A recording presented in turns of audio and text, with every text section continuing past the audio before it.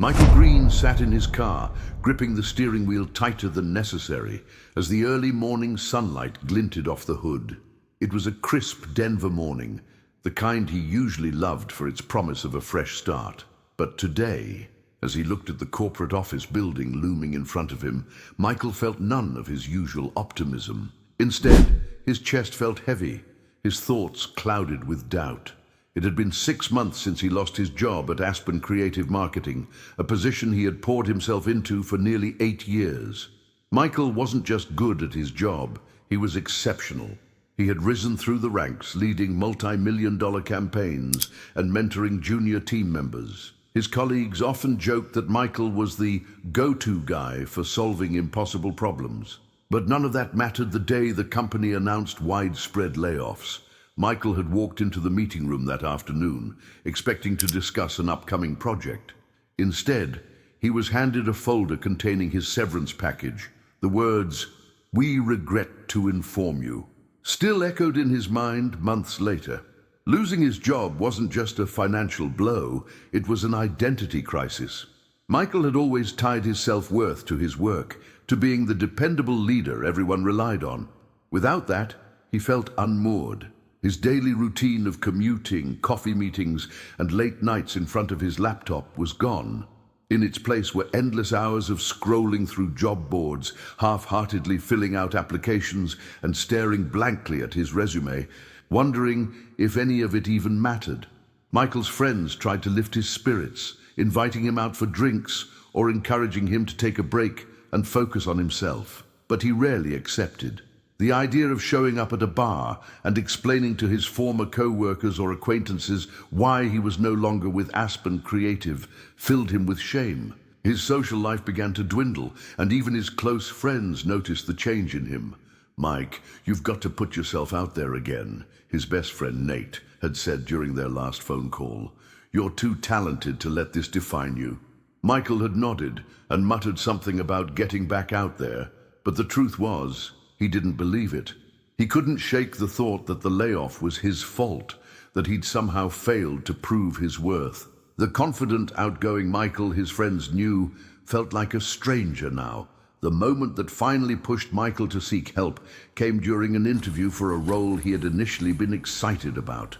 It was with a smaller firm, one where he felt his skills and experience would shine. But halfway through the conversation, as the hiring manager asked about his leadership style, Michael froze. His usual charisma was gone, replaced by a flood of self-doubt. What if I'm not good enough for this? What if I can't handle the pressure anymore? The answers he gave were shaky, his confidence visibly faltering. By the time the interview ended, he knew he wouldn't get the job. Walking out of the office building, Michael felt a wave of hopelessness wash over him. This wasn't just about losing a job, it was about losing the sense of who he was. That evening, as he sat on his couch with a beer in hand and his laptop open to yet another rejection email, he realized something had to change. A few days later, while scrolling through social media, Michael stumbled upon an ad for a local workshop titled "Rebuilding Confidence After Setbacks." The ad featured a quote that stopped him in his tracks. "Your value isn't determined by one moment of failure, it's defined by how you rise again." Intrigued, Michael clicked on the link and read more about the workshop. It was led by Dr. Vincent Vale, a well-known therapist and speaker specializing in confidence and resilience. The description seemed to speak directly to him. This workshop isn't about pretending setbacks don't hurt. It's about learning to navigate them, reclaim your self-worth, and move forward stronger than ever. Michael hesitated. Therapy wasn't something he had considered before. Growing up in a traditional Midwest household, he had learned to handle problems on his own. Asking for help felt foreign, almost like admitting defeat. But as he sat there, staring at the blinking cursor on the registration form, he felt a flicker of something he hadn't felt in months: hope. Before he could overthink it, Michael signed up for the workshop. "What do I have to lose?" he thought. Michael didn't know what to expect as he stepped into Dr. Vale's office for his first session. The space was warm and inviting, with soft lighting and bookshelves lined with titles on resilience, mindfulness, and personal growth. Michael, Dr. Vale greeted him with a firm handshake and an encouraging smile. It's great to meet you. Let's talk about what's brought you here today. As Michael settled into the chair across from Dr. Vale, he felt the weight of the past 6 months pressing on him. He took a deep breath, unsure of where to begin. I guess I just don't feel like myself anymore, he admitted. Losing my job, it's like I lost a piece of who I am. I don't know how to move past it. Dr. Vale nodded, his expression thoughtful. Losing something important to us can shake our sense of identity. But the fact that you're here today tells me you're ready to rebuild. Let's figure out how to get you there. For the first time in months, Michael felt like maybe, just maybe, there was a way forward. Michael sat across from Dr. Vale in the warmly lit office, his hands clasped together tightly. Despite his initial hesitation about therapy, he was here, and that was a start. He wasn't sure how to put everything into words, but as the minutes ticked by, the words began to spill out. I feel like I've lost everything, Michael began. I mean, I know I didn't lose everything. My apartment, my friends, they're still there. But losing my job, it was like losing the best part of me. Dr. Vale leaned forward slightly, his tone calm and steady. It sounds like your identity was deeply tied to your work. That's not uncommon, especially for someone who excelled at what they did. But tell me, Michael, who were you before this job? What drove you to pursue that role in the first place? The question gave Michael pause. He hadn't thought about that in years. I guess I've always been a people person, he said after a moment. I loved coming up with creative ideas and getting the team on board to make them happen. It felt good to see people light up when I pitched something new, to know I was contributing. Dr. Vale smiled. That part of you hasn't gone anywhere, Michael. Your job may have ended, but those skills, that passion, that's still a part of who you are. What's changed is how you see yourself. That's what we're going to work on. Over the next few sessions, Michael and Dr. Vale explored the deeper beliefs and fears driving his lack of confidence. Michael realized that much of his self-doubt stemmed from a belief instilled in him from a young age. Your worth is tied to your achievements. Growing up in a middle-class family in the Midwest, Michael's parents had always emphasized hard work and success. His father, a construction manager, often reminded him that if you're not the best, someone else will take your place. It was well-meaning advice meant to prepare Michael for life's challenges, but over time, it created an intense pressure to excel in everything he did. When I got laid off, it felt like I'd failed, like I wasn't good enough, Michael admitted during one session. It didn't matter that it wasn't my fault. It still felt like it was. Dr. Vale nodded. That belief, that your worth is tied to your achievements, can be a heavy weight to carry. But here's the truth. Setbacks are a part of life. They don't define your worth. They're just moments in time. What matters is how you respond to them. Dr. Vale encouraged Michael to challenge his self-defeating thoughts by practicing self-compassion, a concept that initially felt foreign to him. I'm not really the kind of guy who gives himself a break, Michael admitted. I've always believed you just power through. That mindset has likely helped you achieve a lot in life, Dr. Vale said. But it can also lead to burnout and self-doubt when things don't go as planned. What if, instead of powering through, you allowed yourself the same understanding and kindness you'd offer a friend? Michael resisted the idea at first. It felt unnatural, even indulgent, but he agreed to try an exercise Dr. Vale suggested, writing down one kind thing about himself each day. The first entry felt awkward and forced. I'm good at keeping my apartment clean. But as the days went on, the entries became more meaningful. I care deeply about my friends and always make time for them, or I have the creativity to come up with ideas that make a difference. This small practice began to shift Michael's mindset. For the first time, he started to see himself as more than his achievements or failures. Michael also began taking small steps to rebuild his confidence in practical ways. Dr. Vale introduced him to the idea of setting achievable goals to create momentum. You don't have to leap into the deep end right away, he said. Start small. Build your confidence with wins, even if they're tiny ones. Michael decided to tackle one thing that had been weighing on him: updating his resume.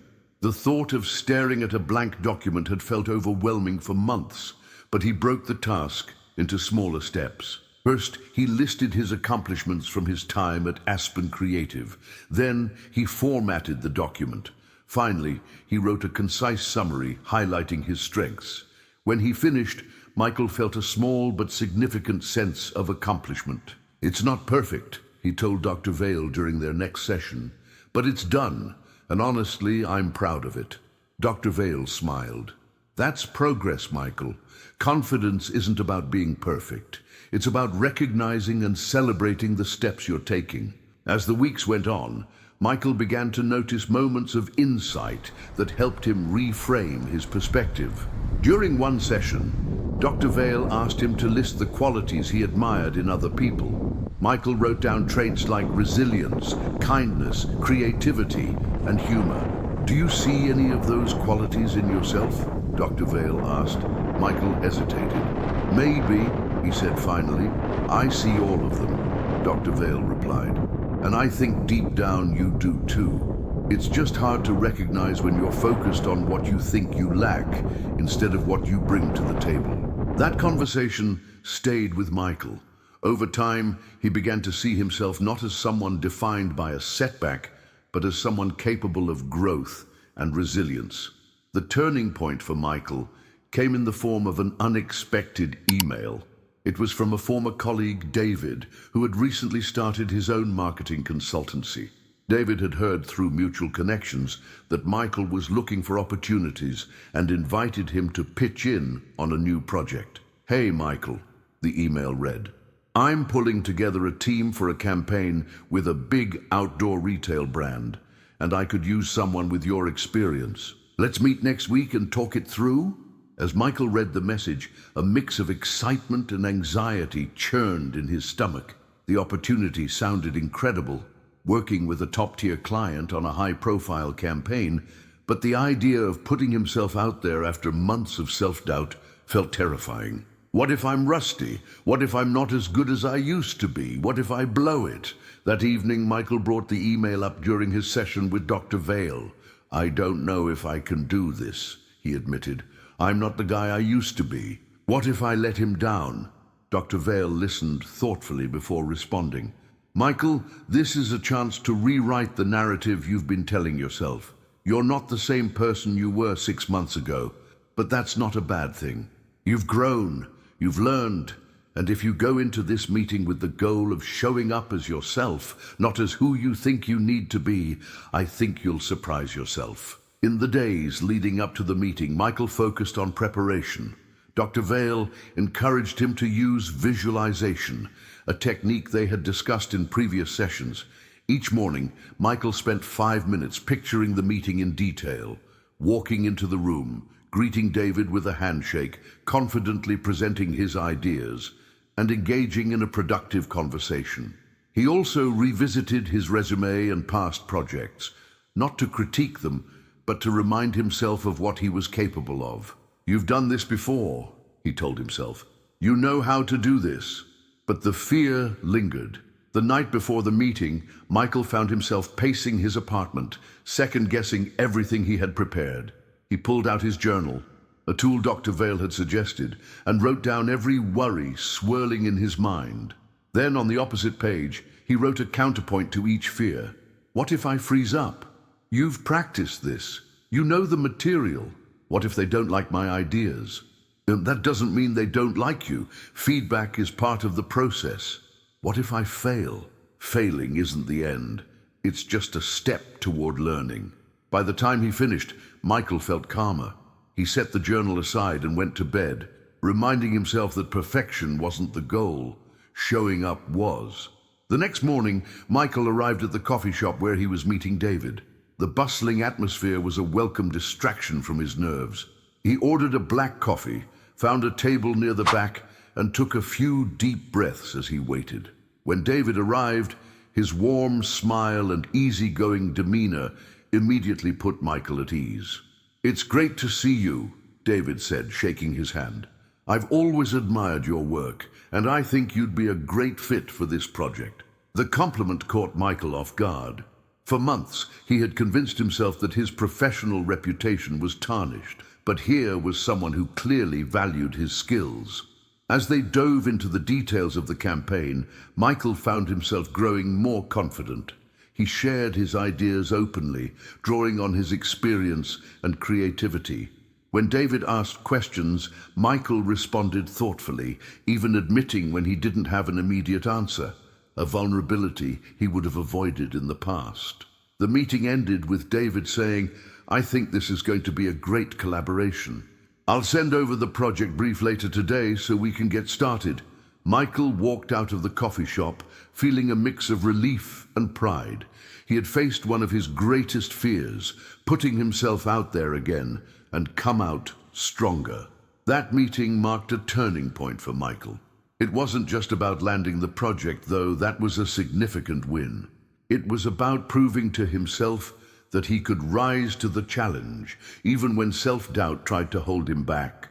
Over the next few weeks, Michael threw himself into the project with a renewed sense of purpose. He collaborated closely with David's team, drawing on his strengths as a leader and creative thinker. There were moments of uncertainty, of course, but instead of letting those moments derail him, Michael leaned into the lessons he had learned with Dr. Vale. Progress, not perfection, he reminded himself during late-night brainstorming sessions. By the time the campaign launched, Michael had not only regained his confidence, but also rediscovered his passion for marketing. The success of the campaign earned Michael praise from David and the client, but the true victory was internal. For the first time in months, Michael felt like himself again. Not the overconfident, go-to guy he used to be, but someone more grounded and resilient. When he shared the news with Dr. Vale during their next session, Michael said, "It's not just about getting my confidence back. It's about knowing I can handle setbacks and still move forward." Dr. Vale smiled. "That's the essence of resilience, Michael. Confidence isn't about never doubting yourself. It's about trusting that you can navigate whatever comes your way." Michael sat on his balcony, the cool Denver evening breeze brushing against his face, as he reflected on how far he'd come in the past 6 months. The journey had been anything but easy, but tonight, with the city lights twinkling in the distance, he felt something he hadn't in a long time: pride. The success of the outdoor retail campaign had opened new doors for Michael. David was so impressed with his work that he offered him a permanent role in the consultancy. Michael had hesitated at first, unsure if he was ready to commit fully to a new chapter, but deep down, he knew that this was an opportunity to not only rebuild his career, but to redefine it on his own terms. What stood out to Michael wasn't just the professional success. It was how he felt about himself. For the first time in years, he realized that his worth wasn't tied to his title, his paycheck, or the approval of others. It was tied to his resilience, his willingness to grow, and his ability to face challenges head-on. Michael reflected on the advice Dr. Vale had given him during their final session. "Confidence isn't about knowing you'll succeed," Dr. Vale had said. "It's about believing in your ability to handle whatever outcome comes your way. And you've proven to yourself that you can do exactly that." Those words had stayed with Michael, shaping the way he approached his work, his relationships, and even his everyday decisions. Michael's new role brought its own set of challenges, but he approached them differently now. Instead of letting fear or self-doubt hold him back, he leaned into the discomfort. When faced with a particularly complex client issue, he reminded himself, "You've handled hard things before, and you'll handle this too." He also made a point to set boundaries, a concept he had struggled with in the past. During one late-night work session, he found himself tempted to push through exhaustion to perfect a presentation. But then he paused, asking himself, what would Dr. Vale say? The answer was clear: progress, not perfection. Michael closed his laptop, set an early alarm to review his work in the morning, and went to bed. The next day, the presentation went off without a hitch, and Michael felt refreshed and focused. The changes in Michael's mindset extended beyond his professional life. He reconnected with friends he had distanced himself from during his post-layoff slump. When his best friend Nate invited him to a weekend hiking trip, Michael didn't hesitate. As they reached the summit of a rocky trail, Nate turned to him and said, "Man, you seem like your old self again. Actually better than your old self. What's your secret?" Michael smiled, looking out at the breathtaking view.